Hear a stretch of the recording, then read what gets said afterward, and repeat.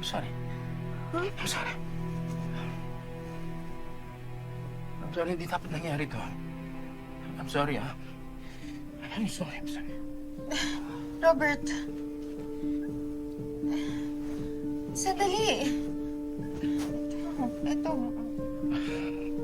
I'm really sorry. Hindi dapat nangyari to. I'm sorry talaga. Robert, ginusto natin parehas yung nangyari. Dapat mo sabihin lasing ka, hindi na tayo bata. Robert, kung nahihiya ka sa nangyari sa atin, ako hindi. Dahil mahal kita.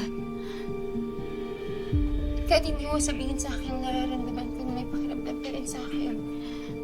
Nararamdaman ko rin sa mga halik mo, sa mga yakap mo. Isa, I'm sorry. I'm really sorry. Sorry? Yun lang kaya mo sabihin? Pagkatapos na nangyari sa atin.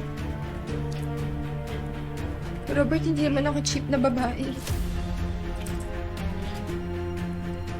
Pero kung hindi mo kayang panagutan yung nangyari sa atin, respetuhin mo naman ako bilang babae.